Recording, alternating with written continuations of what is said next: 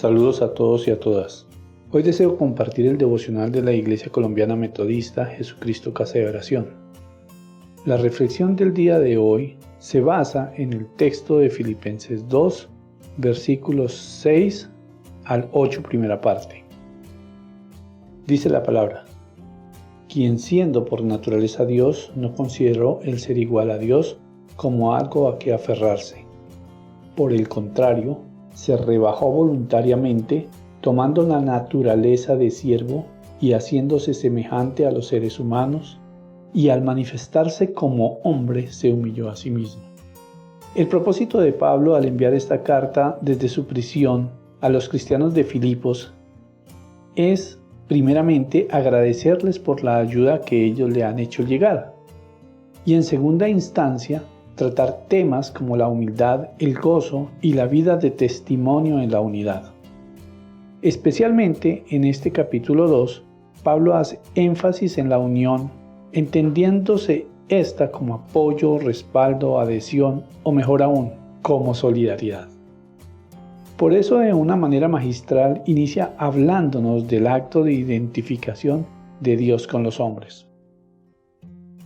Al encarnarse Cristo como uno de nosotros, Él, que es Dios, se hace parte de nuestra historia, se involucra en nuestro mundo.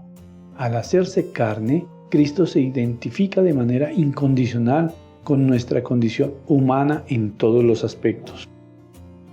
El que es creador se solidariza con su creación y con sus criaturas en nuestro devenir dinámico enmarcado en espacio y tiempo. Al rebajarse voluntariamente haciéndose semejante a nosotros y tomar la naturaleza de siervo, se identifica especialmente con aquellos que son humillados por su condición socioeconómica. Igualmente, siendo Dios, no considera esa privilegiada condición. Se solidariza con nuestra fragilidad al pasar los 9 meses de su gestación en el vientre de una mujer que ha quedado encinta antes de su matrimonio, seguramente víctima de comentarios y señalamientos. Nace en condiciones insalubres, lejos de su casa y en una pesebrera. Es desplazado. Él y su familia son artesanos, condición social de bajo rango. Es acusado de ser hijo de fornicación, rechazado en su pueblo y por sus familiares. Es como cambiar un estilo de vida cómoda, siendo Dios, e identificarse con los pobres, los necesitados, los que no tienen poder, los que no tienen ni voz ni voto en la sociedad y son objeto de exclusión por diferentes causas.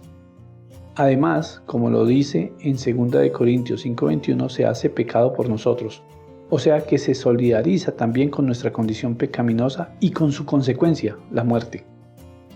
Recordemos que los fariseos acusan a Jesús por ser amigo de publicanos y pecadores, por tocar a enfermos, leprosos y muertos. Esto lo hace una persona contaminada e incapacitada ceremonialmente para entrar en el templo. Jesús era amigo de gente considerada mala por quienes se consideraban buenos. Este Jesús fue solidario, tierno y compasivo con los pecadores y severo, agresivo e insultante con los hipócritas al afirmar que los publicanos y las prostitutas entrarían al reino de Dios antes que los fariseos. Cristo en su vida humana, como la nuestra, pero sin pecado, nos revela un Dios solidario con su creación, no solo porque se hace hombre, sino porque habita entre nosotros, haciendo de la tierra su sitio de residencia, viviendo el dolor, el peligro y el pecado que hay en ella.